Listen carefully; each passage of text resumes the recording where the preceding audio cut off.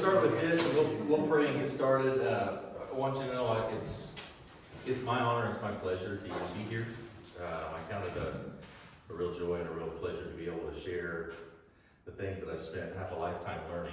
So I want to read something to you out of Ephesians. Ephesians 4 says this, that God, He gave apostles, prophets, evangelists, shepherds, and teachers to equip the saints for the work of the ministry, for the building up of the body of Christ, until we all attain to the unity of the faith and of the knowledge of the Son of God, to mature manhood, to the measure of the stature of the fullness of Christ. Why? So that we may no longer be children tossed to and fro by the waves, carried about by every wind of doctrine, by human cunning, and by craftiness in deceitful schemes. Rather, speaking the truth in love, we are to grow up in every way into Him who's the head, that is, Christ. So that's Ephesians 4:11 through 16 there. And here's why I'm saying that. I think when we look at the church as a whole, okay, I'm not saying specifically this church or that church, but as the church in America as a whole, I think you would probably agree with me if I can look at 50 years of church history here in America, we've done a very poor job of that. We've done a very poor job of equipping the saints for the work of the ministry. My job is not to be the minister per se. My job is to equip you to be the ministers. Does that make sense? Your pastor's job is to equip you for the work of the ministry. And in this country, what we've done is we've basically said, to heck with that, we've got a better idea. I'm not going to tell you about the gospel. I'm not going to be able to explain my faith to you. Instead, I'm just going to invite you to church and my pastor will do it. That's a poor model. And it gives poor results. So what I'm saying all that to say this to you. I am going to, in every chance that I have, in every way that I know how, when I'm here, I'm going to try to equip you for the work of the ministry. Here's what I have found. Most Christians are very intimidated by the thought of, I'm going to go talk to my atheist neighbor, or my agnostic neighbor, my secular neighbor. What if they ask me questions I don't have a good answer for? I've got news for you. There are always questions you will not have an answer for. I've been studying this for more than 20 years, and I promise you there are questions I have not thought to answer. Literally, that happened this last year. I had a kid in one of my classes ask me something. I was like, in 15 years of teaching, I had never been asked that. I'd never even thought about it. I was like, that's a good question. Let me think on that for a bit, and let me get back to you. That's very good. That's going to happen to you. It is not ultimately important that you know every answer. It is important that you know there are answers. Does that make sense? Yes. Okay, you've got to know enough to know that, number one, you're equipped enough to handle the encounter. Number two, that when you're challenged, even if you don't know the exact answer to that question, you know that there is one. Does that make sense? And so my hope is, in the time that I'm able to be here and to share with you guys, that I can show you some of that. Do not think that you're going to remember everything that I say today. And some of you guys will be like, man, that's so easy. How does he know that? So this is what I've done day in and day out. This is my job, right? 5 days a week for almost 15 years. I should know this stuff by then, is that right? But for most people, you're not teaching a science class 5 days a week for 20 years, okay? But what I do want to do is give you the basics, give you a framework to fit your Christian narrative, the history of the Bible. The history of the Bible should fit with good science. But not to say that scientists tell us how to believe, but it is to say that the Bible does have claims that are scientific in nature. Okay? It does have claims that are historical in nature. And those claims are true. And sometimes we're not sure because you haven't maybe studied it or you've been around enough to, okay, how do I make these things fit? How can they coexist? Does that make sense? So, and I want to do that tonight. I hope that the things that I say will help equip you for the work of the ministry. And when I say that, I really mean for the work of the ministry with your non-believing friends. And the times when you get challenged in your faith. How do you reconcile this? This was one of this talk, by the way, I'm glad you asked me to do this last week. This talk, by the way, was one of the early ones that I had and was really a reason for me being agnostic in my early years, because I was drugged to church as a kid. My mom drugged me to church. I say all the time I was a church druggie. She drugged me to church whether I wanted to be or not. It's true. And so I asked my minister of this little church that we went to, the only church in that tiny little town, some of the questions I had. I was a science junkie from early on. And hey, how do we fit dinosaurs into the Bible? How does that fit? And his answer for a lot of these different questions that I asked him, are angels and demons real things? I mean, does that really exist? Does that still happen today? Like, what do you think of that? His answer was always the same. It was always, well, there's some things we're just not going to know until we're in heaven. And to me, that was really a cop-out. Just tell me you don't know them, okay? Just be honest about it. Don't give me a cop-out. But he didn't care, and he didn't care to go find the answers, and he didn't care to go find the answers and give them to me. And that, coupled with my own selfish desires, was a potent brew, to be sure. Okay, so I hope we can basically do the opposite of that here tonight, all right? I want to start out by giving you this. This is a little thing. This is a little 11-minute video. This is by Answers in Genesis, very well done. They use this at the Creation Museum, and I think it's good enough that I'd like you to at least see it, okay? So 10 minutes, I think, maybe 11. We'll get this thing going.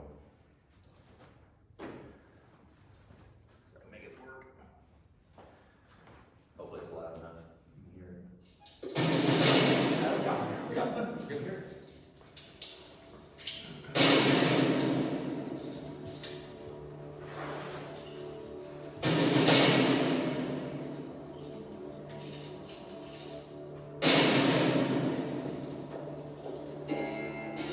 Here in England, there's a popular legend.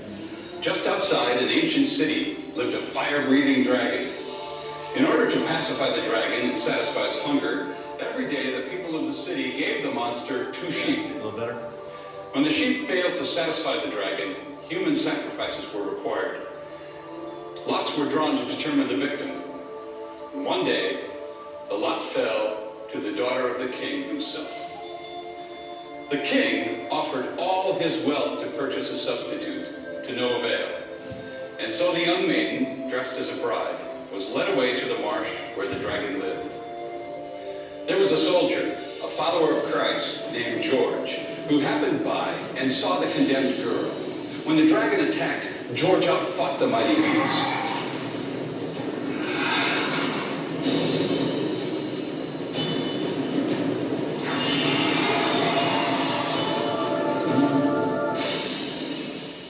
He then asked the maiden for her garter and bound it around the scaly neck of the dragon, after which the princess was able to lead it like a lamb.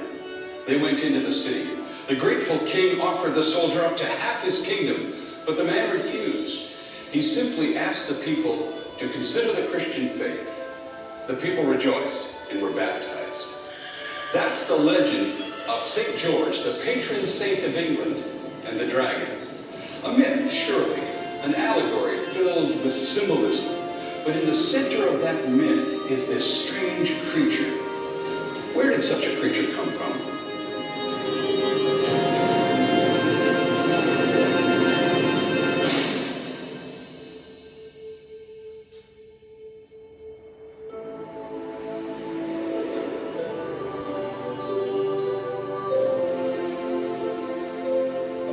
Well, dragon legends are found in many cultures and traditions all around the world.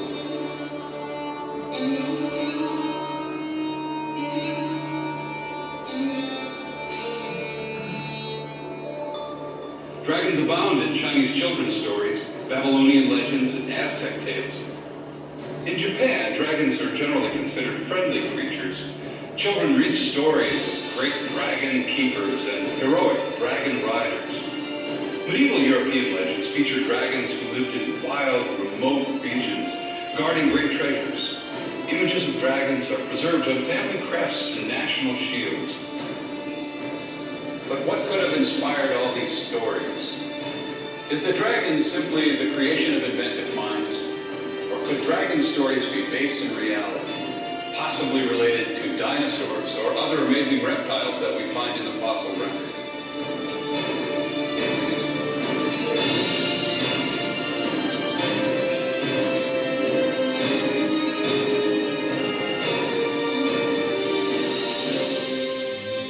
Many Many scientists contend that dinosaurs died off over 60 million years before humans came to be. The possibility that humans and dinosaurs ever coexisted is unthinkable to them. But what does the Bible say? Genesis 1 tells us that God made the animals of the land, air, and sea in the same week that he created human beings. In this case, humans would have been alive on the earth at the same time as these creatures. Dinosaur fossils, believed to be laid down during Noah's flood, suggest that dinosaurs were certainly alive at the time of Noah, only a few thousand years ago. And since the Bible tells us that Noah took pairs of every kind of land animal on board the ark, he certainly brought dinosaurs with him as well. This is consistent with recent discoveries of soft tissue and red blood vessels preserved in dinosaur fossils, a find that suggests dinosaur bones are not nearly as old as many scientists assume.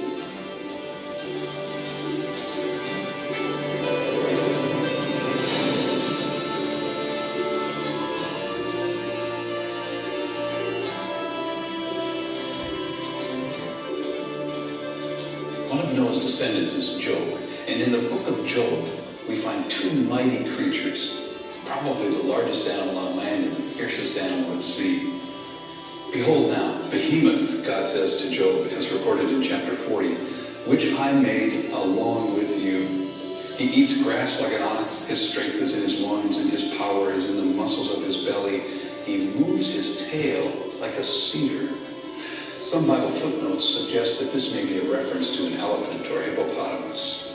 But ask yourself, does the tail of an elephant or hippo look anything like a swaying cedar tree? Look instead at this depiction of a sauropod dinosaur. Doesn't this resemble the behemoth described in Job?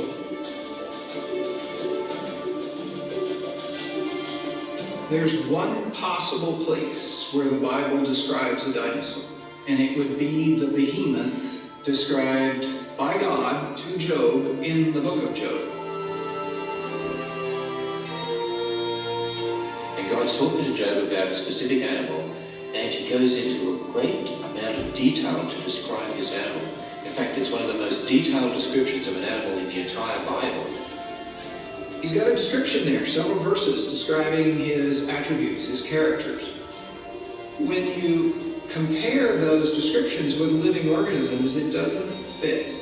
But it does fit the description of a sauropod dinosaur, the Brontosaurus type dinosaur, the Apatosaurus dinosaur. It's big, everything about it is enormous and strong, and as you read that, you can picture in your mind immediately the great sauropod dinosaurs.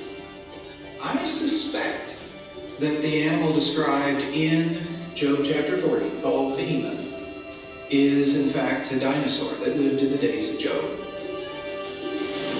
The book of Job not only describes a behemoth, it also tells of another creature, this one called a Leviathan. The animal given the name Leviathan is described as a sea creature, fast-moving, covered with scales, apparently can come out of the water to interact with humans at the surface of the water, has teeth, terrible roundabouts, and so on. And most amazingly, it's described as breathing fire. Out of his mouth go burning lamps, and sparks of fire leap out.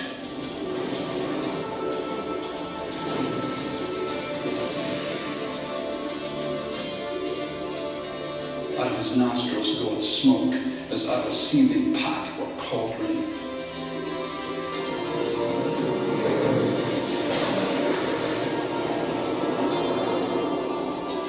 His breath kindleth coals, and a flame goeth out of his mouth. There's a lot of mystery with Leviathan. It's a most extraordinary creature.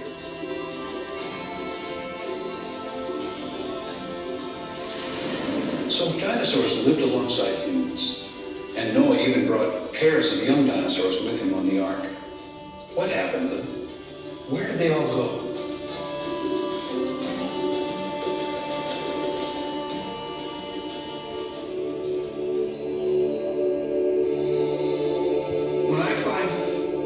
fossils of dinosaurs in the record, I also find with them other organisms, including certain kinds of plants. I suspect those are the plants dinosaurs actually ate. If that's the case, then dinosaurs ate a different type of plant than we find commonly today. They ate a gymnospermous type of plant that is uncommon in the present. So the dinosaurs had food, but it was limited. And so I suspect the numbers of dinosaurs were kept to a very small number following the flood. I suspect there were few dinosaurs about, making it possible, and this is what I believe happened to them ultimately, for humans to pick them off, to kill them. Perhaps humans killed predatory dinosaurs because they were afraid of them, or because they wanted to show off.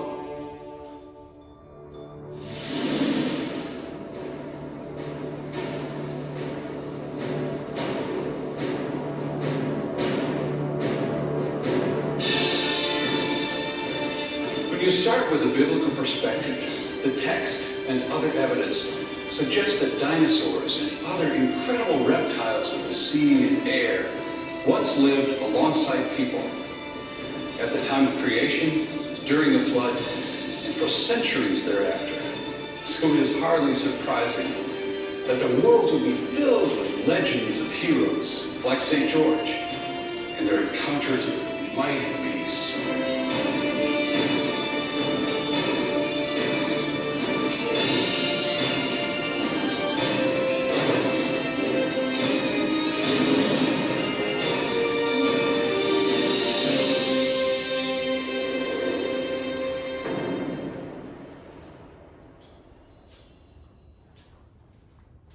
Something like that. It's a good introduction. Let's get to this.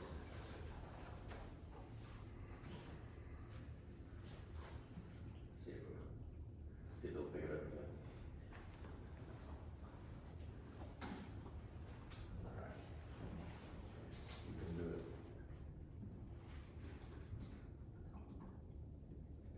There it is. Going up again? So I suppose there's probably some of you that have heard stuff like that before, and there are probably some of you that's kind of new to you. And I want to basically go over two things that we said last time. Okay. What we said last time was this, I think bears mentioning. Number one, evidence will not change the heart of an unbeliever. If you think what my atheist neighbor really needs, or what my atheist brother or agnostic cousin really needs, is just more evidence. So I'll show him lots of this stuff about dinosaurs. I'll show him stuff about manuscripts. I'll show him stuff about how the Bible has all these fulfilled prophecies. I'll show him stuff about all these things that all these scientific predictions that the Bible got right. That's not going to change his heart. The problem of the unbeliever is a hardened heart. That is to say, the heart's posture of an unbeliever is not, let me go find truth wherever I can find it. Rather, the heart's posture of an unbeliever is, I will not believe in that no matter what you tell me. And so what happens is, if you decide that you think just evidence is going to change the unbeliever, is he has a question and you answer it. Do you think when he has a skeptical question, he says, well, what do you think about dinosaurs? I can't even, and then you answer it, he goes, oh, that's it. I'm going to become a Christian. Should I come to church and get baptized this Sunday? Of course not. What is he going to say? What about this? And you shoot that one down. What about this? And you shoot that one down. I'm going to tell you something. For 10 years, that was how I thought people were going to get saved. And I went all over different places. I went to 2 different countries, telling people about all this evidence from the Bible and thinking that these agnostics or atheists were going to get saved because I did not understand how salvation worked, really. I didn't understand how the human heart worked. And I found this same thing over and over and over again. I got these agnostics who would get these questions, and I'd shoot that one down, they'd have another one, I'd shoot that one down, I got another one, I'd shoot that one down, and I might answer 10 or 15 questions. And they'd never kind of fail. And I would even pose questions to them. Well, how do you rectify this? Well, I don't know, but I don't believe the Bible story. Well, I don't know, but what do other scientists say about it? Well, I'm not asking about other scientists, I'm asking you. They didn't even have an answer for their faith, but they sure weren't giving it up. The human heart is depraved, and they are not giving up their worldview because they have in their heart They have set their heart against Christ. They're not sitting neutrally on the sideline. This is what a lot of people get wrong. They're not neutral observers looking at who has the best evidence. No. The Bible says they are the enemies of God. They are at enmity, at war with God. Their heart is darkened. So what I'm saying is this: before you go into any kind of apologetic encounter, first you need to be praying for their heart. Because if the Lord's not changing their heart, you won't change it. I don't care how much evidence you have. Because their heart's posture is, the Bible is not true, and I won't believe it. They're not neutral observers. Second thing, Ronnie was the first guy to introduce me to apologetics, and so if I don't help you any with anything tonight, it's his fault. I'm a monster of his making. I like to say. Okay, so let's get into this. So I'm saying all of that to say this. This stuff tonight is basically for a believer. When you have the heart's posture of a believer, a lot of times you have somebody that's born again, now they go, I believe it, but how can it be? That's what this is, okay? This is going to equip you, if you're of that way, I believe it, but how can it be? Then I'm going to help give you some traction to that question. Does that make sense? Okay, we're going to make sense of some of the pillars and posts of your faith here. So let's get to some of these questions. I'm just going to throw a bunch of information at you. And if you have any questions about it, you can always ask me later. If you want any of this information, get a hold of Ronnie. I'll give it, whatever is mine is yours, okay? Why don't I find the word dinosaur in the Bible? If you believe the Bible talks about dinosaurs, why didn't it say dinosaur? Well, the most popular English translation of the Bible is King James. It was first put into the English language in 1611. So what? Well, the word dinosaur wasn't invented until 1841. That's 230 years later before the word even comes around. So obviously you're not going to find it in most of the old texts. And I would suspect that it's not in some of the newer ones for the same reason some other words don't make it. Translators get scared to use words too, right? And you get, I hate saying this because I'm going to sound so conspiratorial, but it's true. The way that you have a Bible, if you're on a Bible translation committee, it doesn't do you any good to make a Bible if nobody will buy it. Mm-hmm. And so sometimes if you use certain words like doulos, which is a Greek word that a lot of times is translated as servant, but it actually can be translated as slave, but we're not going to use that word because that's kind of off-putting to our target audience. We might not sell enough Bibles. Does that make sense? Mm-hmm. Yes, translators get influenced as well. They can be biased as well. So anyway. However, there are different words that I think convey the term. I think they're very descriptive of what today we would commonly call dinosaurs. Now, by the way, a lot of these animals that most people call dinosaurs are not actually technically dinosaurs.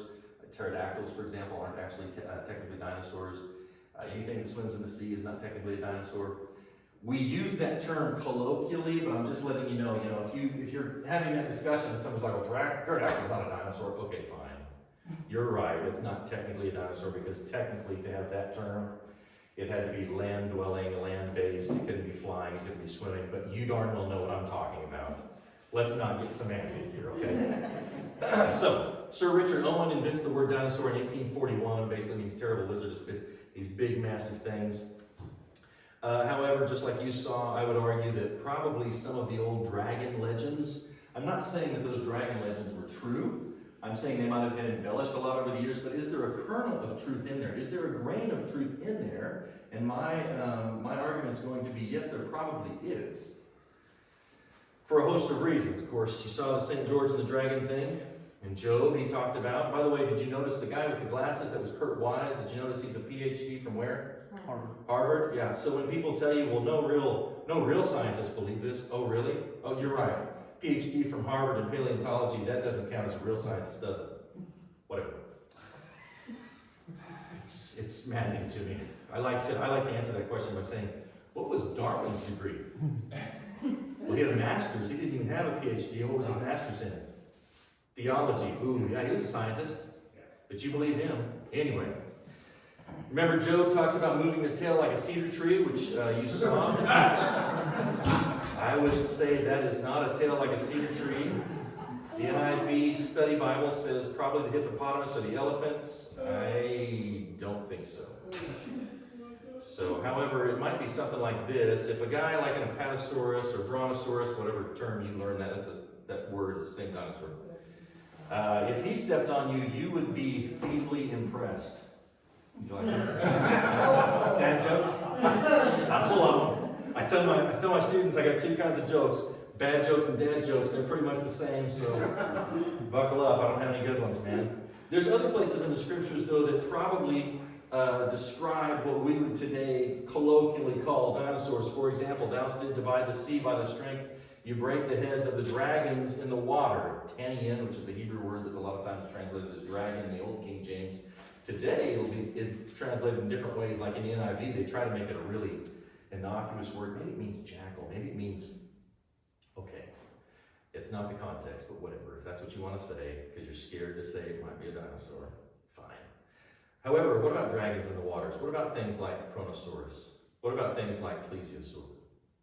Those fit the descriptions very well, and I think that's probably most likely what we're seeing be described, dragons in the water. Isaiah 30 talks about fiery flying serpents.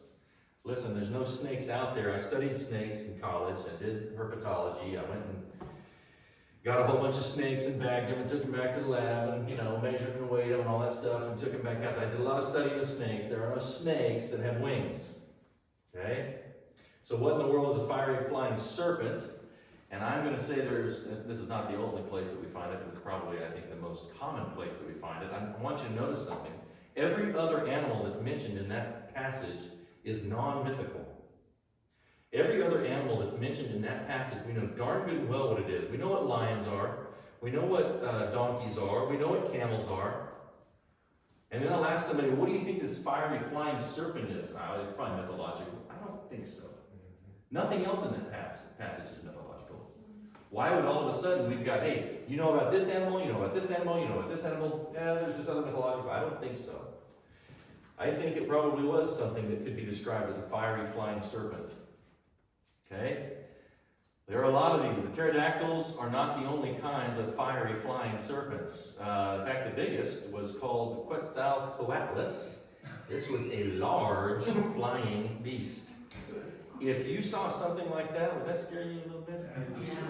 I tell you right now, I'm going to joke for you. You've heard, I'm sure, there's a sea captain who told his guys, hey, look, how come you're always wearing this red shirt when we go into battle? Well, if I get hit, I don't want to let them see me that I'm bleeding, And so one day he wakes up and he's surrounded by an armada and says, man, give me my brown pants, right?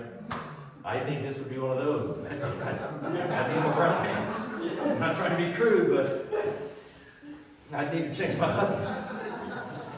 Now here's what I think is interesting. Here's what's interesting about this to me. We find these kinds of bones of these kinds of animals, and a lot of times we find them in places where, by the way, if you were just wanting to know where the wingspan of this thing was, larger than an F-18, larger than a Cessna. It's a big reptile. That's a big, I shouldn't say reptile, it's a big flying serpent, fiery serpent. If you saw something like this diving, you would hear it as well. These are skin wings, not feathered wings. And so typically if you have something like a bat, something that has a thin membranous wing, if you give it a high rate of speed, you'll hear it. You can do the same thing with some birds, right? You ever heard a falcon dive, right? You can hear it. You can hear it. So, you can hear the wing beat of a hummingbird. It doesn't have to dive. Those dudes are like the crack cocaine users of the bird world. That's great. I want to talk about that so much. I'm so ADD. I want to tell you all about hummingbirds now, but it's okay. What I do want to illustrate is this, though. If this thing were diving and you saw it, it would make an impression on you. And if you heard it, it would probably make quite an impression as well. You would hear it. Here's what's interesting. The same places that we find that, we also find some Native American Thunderbird legends. Now listen, the Thunderbird is different from tribe to tribe. Sometimes the Thunderbird is an actual bird, just a massive bird, which by the way we find in the fossil record. How interesting. Sometimes it's not a bird, it's like a skinned winged animal, and I think this is probably one of those times. Let me give you one example of this that we have very good records of. This was Sonoran Desert, 12th February 1699, Captain Juan Mateo Lange, who was accompanied by some Jesuit missionaries, and that's why we know about it, because they wrote down everything. They were told by the Pima Indians that a giant monster lived in a cave in days past. The giant monster, by the way, fits one of these guys, the Quetzalcoatlus, very well. It was a menace to the Pima because it would fly around and catch as many Indians as it could eat, especially the small children. And in fact, at the time, they would even say, they would have this, basically, it was called a legend, but they would tell their kids, if you don't obey mom and dad, this thing is going to come eat you. Well, what if you had one of these things flying around? What if you had one big enough that it could eat children? And you told them, if I tell you to get your butt on the ground, or to get back to the hut, or to get down in it, then you better do it. And if you don't obey me, you may be dead. Would that be true? That's possible. So here's how the story goes. They said finally they get tired of this thing terrorizing them, and so a bunch of the men got their courage up, and they followed it back to its cave, found out what cave it was living in, and they walled it up inside with a whole bunch of wood, set it on fire, killed it by asphyxiation. The story goes that they actually exhumed the bones and sent them back to Spain. I don't know. I can't go find you the bones. But I will say this. Most people today, if you've been indoctrinated with the humanist worldview long enough, you'll hear that story and say, that's crazy. And I'll say, why is it crazy? Well, they couldn't have seen that. Why not? Well, everybody knows it's been dead for millions of years. Really? How about the coelacanth? This is big lobe-finned fish that had been dead for 125 million years until we started catching them off the coast of Japan. Everybody knows those are gone. Oh, really? What was it called? Coelacanth. I got to bring you pictures. I got a whole slideshow on coelacanth. I love talking about coelacanth. There's a couple of others like that. I love talking about them. Those are the ones that had bones. They had a big lobed-finned, Their head looked funny, and they had all the bones top sticking out. Yes, they are a strange-looking fish. But you can dive with them today, get pictures of them. And then the whole thing was, well, if they were still around, they wouldn't have lobed fins, because 125 million years, they were in the middle of evolving to be land-like creatures. And guess what happens? We find them again, and guess what? They still have those lobed fins. You know why? They live in a place where there's really strong currents. If you don't have those good big, thick, lobed fins, you can't stay where you're at. You get pushed around by the current. How strange. Anyway, how about this? When did God make the dinosaurs? I get this a lot. I get asked this a lot. I think it's pretty simple, but most people don't want to take Genesis as written. They want to, basically make it into an allegory. So my question is, when were land animals made? Right? Wasn't day 1, wasn't day 2, wasn't day 3, wasn't day 4, wasn't day 5, day 6. It's as if God's word, when he says, hey Job, remember that big guy that I made along with you? Maybe he was being serious when he said, hey Job, remember that big guy I made along with you? Yeah, I made on the same day as man. Now, granted, the flying ones and the swimming ones had been around a little longer, one day. But they are older technically. So I'll give you that. So here's another question I get all the time. You think dinosaurs and people live together? And I'll say, yes, I do. And I'll be mocked for that. That's fine. I was a debate coach. I like to say, look, if you don't like my idea, fine, let's debate it. Tell me the reasons that you disagree. Mockery does not count as a reason, right? You can make fun of me and say, you're such an idiot. That's fine. So give me your example. Most of the time when I ask people that, it's strange because on the one hand, they're like, I believe science. Oh, really? What's science say? Well, I don't know, but I believe it. There you go. No problem with that logic at all, right? I literally, a lot of times, have to tell them what they believe. Now, here's what you believe. You believe the universe is 13.7 billion years old. The Earth is 4.5 billion years old, et cetera, et cetera, et cetera. Because they don't know, but they're sure they don't believe my story. But that, to me, that's just really good evidence that the darkened heart is exactly what the scriptures say. That's what's keeping them from believing the scripture. It's not evidence. It's a darkened heart. Why do I believe that that these dinosaurs and people live together? Because there's just so much evidence of it. Besides that the scriptures say that, let me give you evidence that's outside the scriptures. How about Native Americans drawing them? Does that count? How about a dinosaur in a petroglyph? Oh, no, it can't be a dinosaur. Really? Shoot away. What is it? It doesn't look like a bull. I don't think it's a horse. Pretty sure it's not a chicken. What do you think this is? Right? Well, it looks like a sauropod, but it can't be. Why can't it be? Well, the Indians wouldn't have seen dinosaurs. How do you know they didn't see dinosaurs? Well, it's obvious. Everybody knows they've been dead for millions and millions of years. Oh, really? Is that right? So you know more than the guy that actually drew it. You know what he saw better than he does. That's incredible. I wish I had that with my wife. I know what she's thinking better than she does. It would help me. How about other places? How about Grand Canyon? There's a hadrosaur. That could very well be something like Edmontosaurus.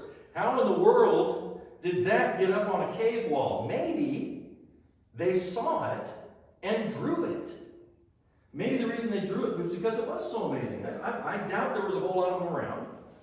If you saw one, would you draw it? I mean, today we wouldn't draw it, take a picture, right? Trust me, that's a much better thing too, because I can't draw. Man, I could draw this and they'd be like, we don't. The guy was smoking peyote. It's like, when he was drawing this, he was not saying. But you would draw it if you had the ability, right? You would take a record of it somehow. So would I. So did they. Hey, guess what? It wasn't just Native Americans that did that. How about in Peru? In Peru, they carved stuff on stones. That was kind of how they kept their history, right? So if something great, amazing, crazy happened, they would carve it into a stone, and they'd keep that stone kind of like a history tablet. Well, there's some animals on some of those stones that don't look like the animals we have today. Right? That to me looks like a stone where somebody was stupid and got too close to one of these massive animals and paid for it. And the guys were like, dude, we gotta write this down. That was crazy. Let's chisel that baby in stone. Nobody's gonna believe us. Chisel it in. Right? There's other ones too, though. Look at some of those dinosaurs. Something like Pachycephalosaurus. May not have been that exact animal, but it looks a lot like him. How about that guy? That looks like a Patasaurus. And that does not look like a bull or a water buffalo. Yeah, what other animal could this be? And I'm going to say, I think that is the most, if you have an unbiased match to start with, this is the most plausible thing. How about Triceratops? This one actually looks like, this is funny to me because I think this is probably actually what happened. You'll notice on this one, if you look closely, maybe I better bust this out. You'll see, it looks like Triceratops, doesn't it? What do you see back here? The guy right there. Guy riding it. What do you see out here? He's smoking something. I've got those friends. Dude. Yeah. Let's try it. Give me a break, brother. This isn't the first generation to have that thinking. I know I can do it. Try it. We'll put it in stone. Right? How about this? In Cambodia, there are lots of temples, jungle temples that were made by the Khmer. You've probably heard of the Khmer Rouge, right, which was the big communist uprising. But the Khmer civilization made massive temples. In fact, this one right here has actually been almost immortalized. This is Taprom, which is actually used in the Laura Croft movies. That's one of the settings, right? So it's like the one temple that people actually know about. I'm excited about that because in that temple, there's this really cool stuff that's going on. They have lots of stuff chiseled into the stone all over the temple. And it's basically animals everywhere. They've got monkeys and lizards, snakes, parrots, deer, water buffalo, and guess what else there is? There's something that looks a whole lot like a stegosaurus. A whole lot. And I say, well, what else could it be? Maybe it's a lizard. No, they've got lizards carved 3 feet away. That's definitely not a lizard. What is it? Looks an awful lot like something I've seen before. Couldn't be that. Why not? People didn't see those. They didn't live with those. How do you know? You were there? I know it. I know it better than the people that carved it. I think you have an arrogance problem then, not an information problem. How about some other ancient pottery and artifacts? Here's some pre-Greek pottery shards. That's an interesting thing to find on a pot.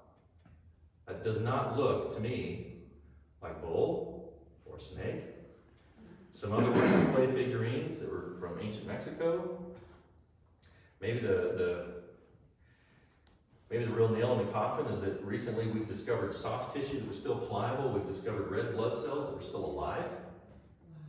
You're going to tell me that sat there 75 million years and that soft tissue is still pliable? I'm sorry, I have problems with your narrative. I have problems with your narrative not from a biblical standpoint, from a scientific standpoint. It's ridiculous for you to tell me that this thing has sat here and weathered for millions and millions of years and this soft tissue is still good. I don't buy it.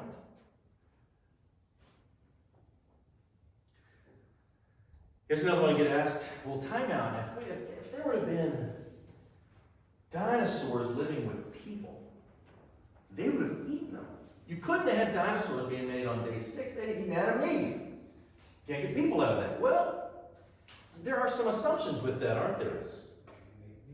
That's exactly right. The scriptures say even T-Rex, and all those big sharp teeth, did not actually eat meat to begin with. Genesis 1 says this, then God said, I give you seed-bearing plants on the face of the whole earth, and every tree that has fruit with seed in it, they will be yours for food. In fact, man wasn't actually even told to eat meat until after the flood. Noah was told, after the flood, Noah was told by God, hey, now you can eat meat. But before that, man wasn't even told to eat meat. Everything that has a breath of life in it, I'll give every green plant for food, and it was so. So the T-Rex wasn't looking at the menu and saying, maybe I should eat Adam and Eve or one of those bulls over there. This was more of his menu, right? Fruits, seeds, plants. What ones did he eat? I have no idea. I don't know. There are a lot of animals the same way today, by the way. Mosquitoes, for example, I've heard this all the time. Why did God make mosquitoes? That's such a problem. Well, that's true, they are a problem, but the reason that they're a problem is because of sin. Male mosquitoes live their entire life without sucking blood. They live off of nectar. My guess is, before the fall, females did as well. Now, because of the fall, females need the iron and protein found in blood to be able to make eggs. I don't think mosquitoes that we have today function the way they did back then. They might not even be close to the same animals. Why in the world did God make mosquitoes? No, son. It wasn't God that made the kind of mosquitoes you hate. It was our sin. The ones that God made, the stuff that God made, was not harmful to man. It wasn't killing people. Nobody was dying from insect bites in the Garden of Eden. Do they today? You're darn right they do. Malaria kills more than 1 million people worldwide every year. More people die of mosquito-borne illness than any other kind of illness every year. By the way, that counts this year as well. The coronavirus can't touch malaria. Not even close. Malaria is #1 killer all time. Followed very closely, by the way, by tuberculosis. We don't think of tuberculosis. I mean, today you get tuberculosis, you go to the hospital, they give you some breathing treatments and some antibiotics and say basically, come back and see us in a couple of weeks, big deal. That killed 1 in every 7 people up until the 1950s. 1 in 7 people on Earth died from that disease. It was an incredible disease. You know what we do? We go about our life and just take it for granted. We don't say, Lord, thank you. I live in this day and age where that is no big deal. We don't even think about it. We should be grateful to the Lord. A lot of times we're not. So yes, I think obviously T-Rex has those big sharp teeth, but he wasn't using them for the same thing. He wasn't using them to eat meat to begin with. Do you have sharp teeth? Yes. You have canine? Yes. Does that mean you have to eat meat? No, you don't have to. You can be vegan. No.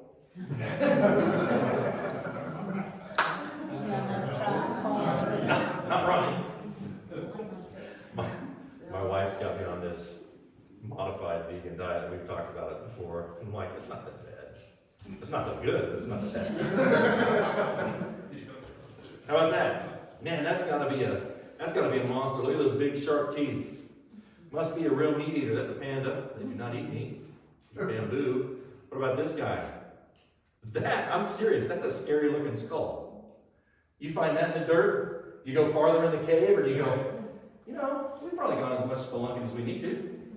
Let's just head back out. There might be more. This is one of the largest bats in the world. This is a fruit bat. Don't eat meat. How big are they? Little. They are not little animals. Wow. How about this guy? That just scares me, man. I'm not gonna lie to you. I think bats are kind of creepy. So, I mean, if I saw one of those, I'm not making how do you make a bat, like birdhouse to fit that guy? Where are they from? This is in South America. Wow. There's some big ones. This is the black Yukari. It's a monkey in a trash bag. If my computer will still work for me. There we go. Look at that guy. He is not a good-looking guy, don't tell him that. He's got some massive teeth, right? Oh, he must be a big meat eater. No, he doesn't. He eats only nuts, fruits, and vegetation, leaves. So just because they have big, sharp teeth does not mean necessarily they eat meat. They might could be able to. They might at one time have not eaten, and now they can. Or now they do. You understand? Sin changed everything. We have to keep that in mind. What happened to all the dinosaurs? I think the vast majority of them got covered in the flood. And got a lot of sediments on top of them. Got crushed down. They got turned into fossils. They got turned into coal, oil, lots of other stuff.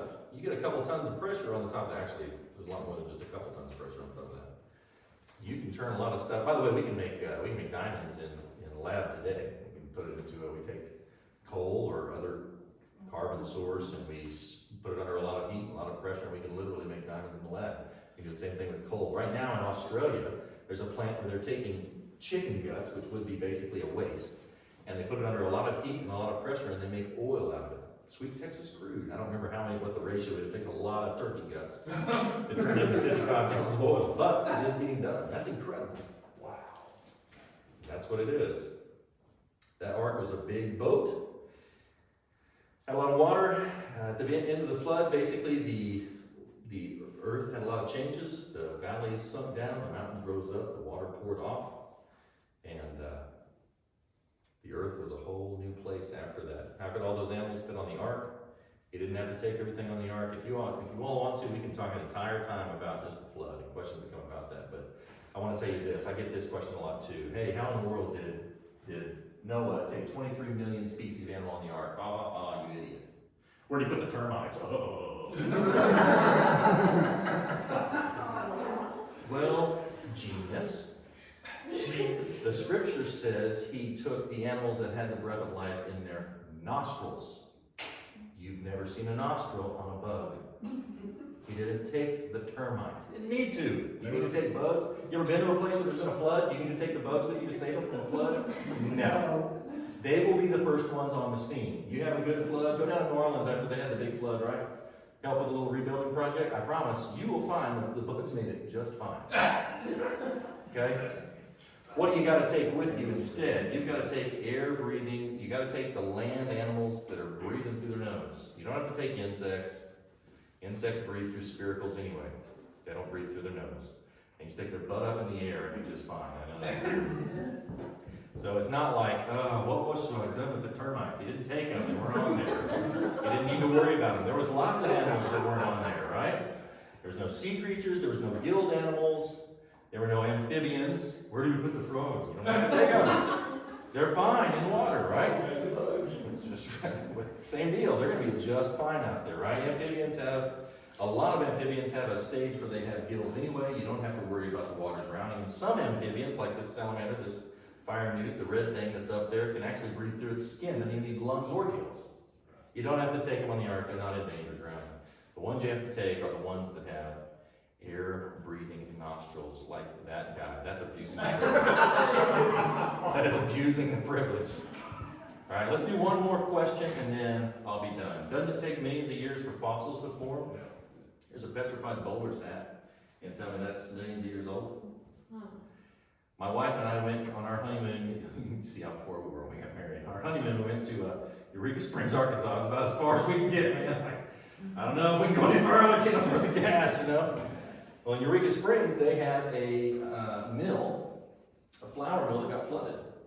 And in just a couple of weeks, they had bags of flour that petrified. Well, obviously it took millions of years. It doesn't take millions of years. It takes warm water, typically warm water. Warm water will do it faster than cold water. It takes water with lots of sediments. If you have lots of dissolved minerals in that water, it will petrify quickly. In fact, some scientists decided they wanted to test it in Japan. They had a warm kind of a mineral river, and they took a strand of metal wire, and they put 7 different pieces of wood in it and sunk it in there and decided, hey, let's see how long it takes them to petrify. It petrified in less than 8 years. By itself, no intervention needed. We can do it in the lab in 24 hours. We can do it in nature in less than 8 years. And you're going to tell me it takes millions of years, and I'm going to tell you, I have scientific papers and evidence that don't get much play, nobody ever talks about that we can do it naturally in less than 8 years. And you're going to tell me it takes millions of years? Here's my second question to you. How do you know? You sat around for millions of years and watched it? You got to believe it? No. What are you doing? You're making a philosophical assumption and trying to make me believe that it's scientific, and it's not. I know the difference between science and philosophy. What you're spouting is philosophy, and what I'm telling you is science, and you're telling me I'm the guy that hates science. I don't think so, sir. You understand? Here's a petrified cowboy leg. You call him the limestone cowboy? Can't make this thing up. All right, here's a petrified pickle. That's pretty good. I don't think that's millions of years old.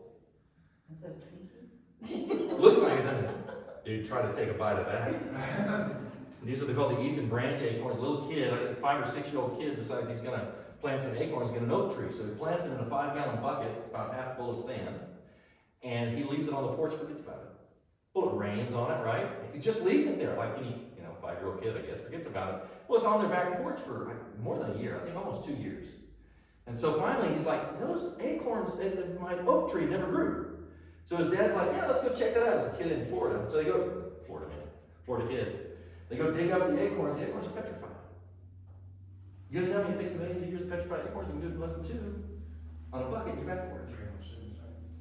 You're not gonna get me to believe that it takes millions of years to form a fossil with scientific evidence. What you're really doing is you're saying, this is the philosophy that I ascribe to, and I want you to think it's scientific. It's not. It's not. Petrified hammer. By the way, the rock it's in is supposed to be 140 million years old. That's interesting. Because modern human is supposed to be about 3 million years old. Golly, I guess our fish-like reptile ancestors of some sort were using hammers. That's an even bigger miracle than what you're telling me. 140 million year old rock, and there's a hammer in the middle of it. That's interesting. Okay. Questions, comments, observations? I am here for you to fire at. If I don't know the answer, I'll tell you I don't know. I'll try to find it for you. How about that?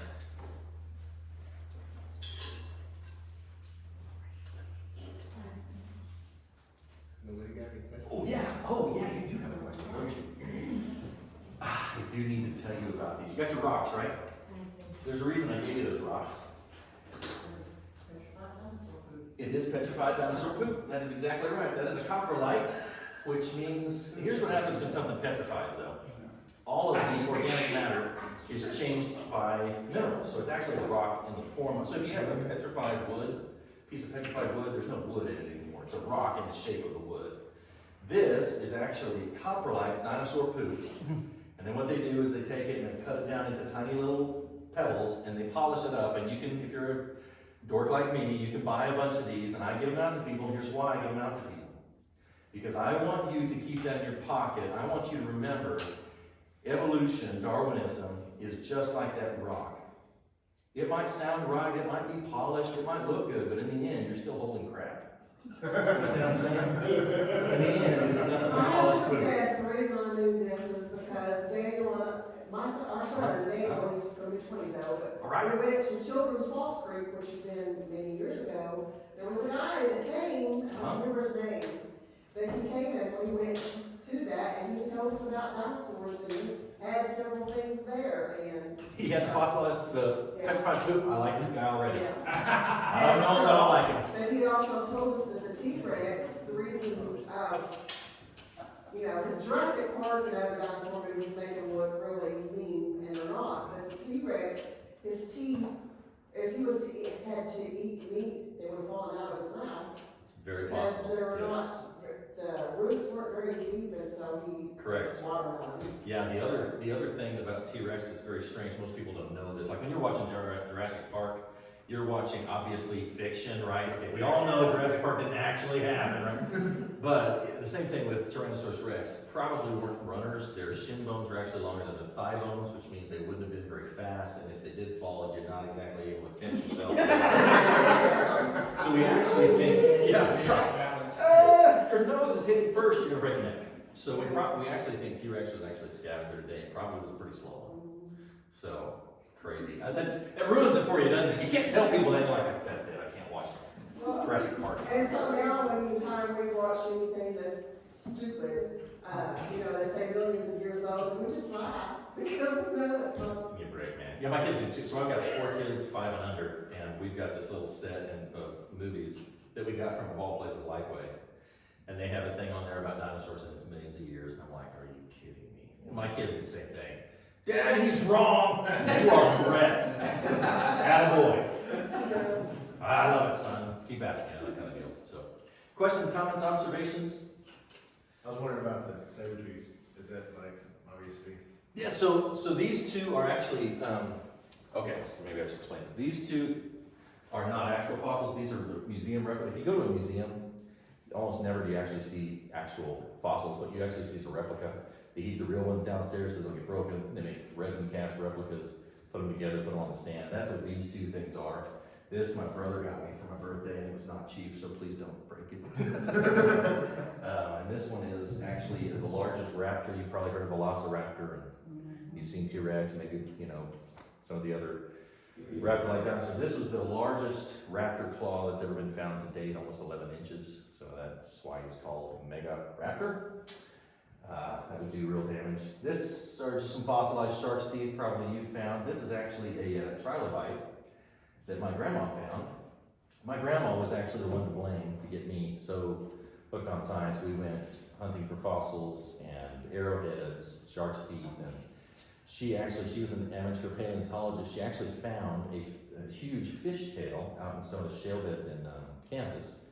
And right now, so my grandma's 96 years old, something like that. But she's got it at her house, and they made casts of it, and they think it's actually from an undiscovered, before that, undiscovered fish. And so they sent her all these, she's got these certificates about how they named it and all that stuff. Thinks it's just really cool. So it's her fault too, to make me a little science nerd, right? So I brought some of those. If you want to take a look, that's great. This is sentimental, so do me a favor, don't use it as a rock to skip or something like that.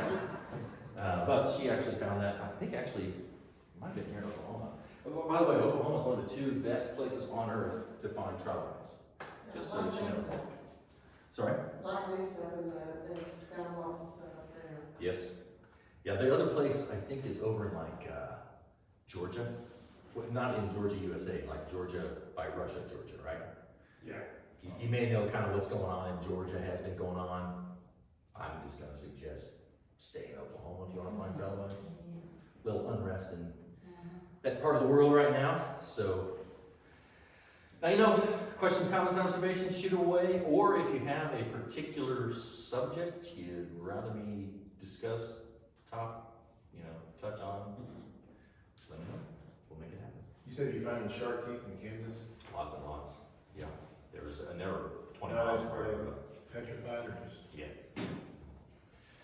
They are. They're pretty cool. Which is great because it's funny to listen to people talk about it. They're like, oh, all these sharks, it's crazy. At one time there was a flood, covered all of Kansas. You don't say. Funny story, I've read something about that. That's strange. It's funny too, though, how they keep trying to prove that the Bible's wrong, but they keep finding evidence that it's right. Mm-hmm. Yeah, I think it's that Romans 1, Romans chapter 1 basically says that wicked men suppress the truth, which to hold it down. Which, when you think about it, if you're suppressing something, you're in contact with it.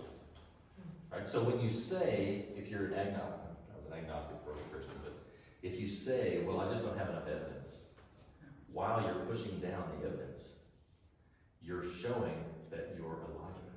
Does that make sense? So, yeah, okay. Thank you very much for allowing me to come and speak to you. It really, truly is, it's my honor. It's an honor, it's a pleasure to be able to, when you spend a lot of years learning that stuff, you want to be able to share it. So it truly is an honor for me to come and share it with you guys tonight. Let's pray then. Is that cool? Father God, we thank you for your word. We thank you that your word is true and every one of your commandments, Lord, endures forever. We thank you, Lord, that you preserve and uphold your word. We thank you that you've given it to us that we might know truth. God, I just ask that you would increase the faith of everyone here, not that they would have every answer, but that they would know that there are answers, and that you would increase their faith through that, Lord. In Jesus' name.